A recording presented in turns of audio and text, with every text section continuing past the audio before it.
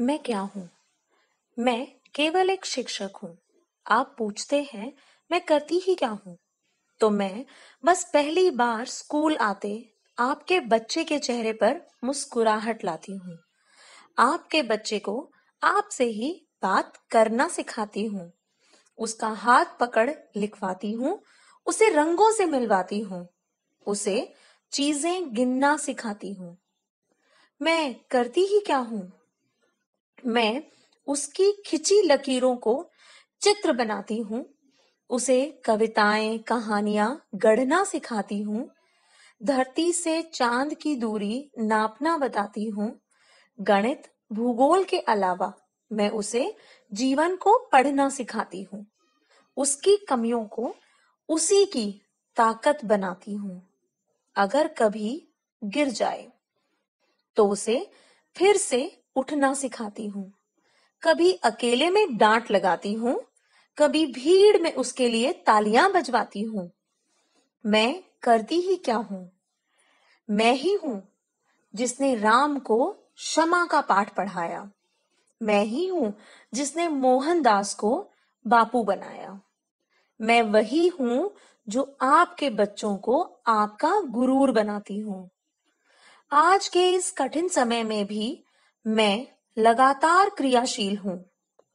Lockdown के इस दौर में जब जीवन घरों के भीतर ही कहीं छिप गया है, घर में आना और घर से जाना बंद हो गया है, तब केवल मैं हूं जो रोज आपके घर आती हूँ।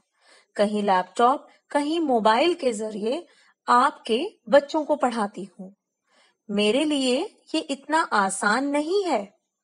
कितने ही वीडियो देख एक पसंद आता है, क्योंकि मैं आपके बच्चों को जानती हूँ, उसके गुणों को भी पहचानती हूँ।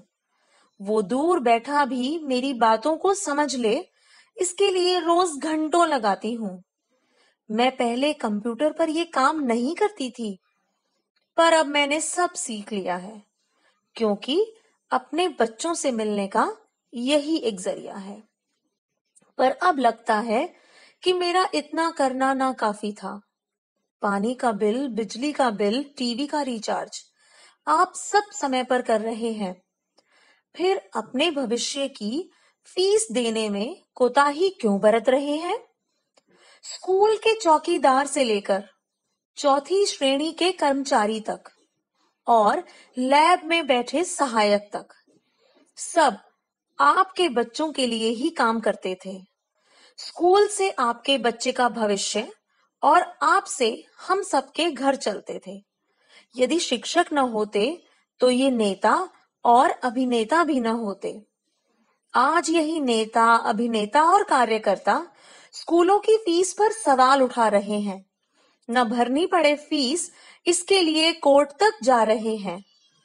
अब शायद न्यायालय के आदेश से ही लोग मेरी कीमत जान पाएंगे, क्योंकि अब एकलव्य नहीं रहे जो गुरु दक्षिणा में अपना सर्वस्व दे जाएंगे।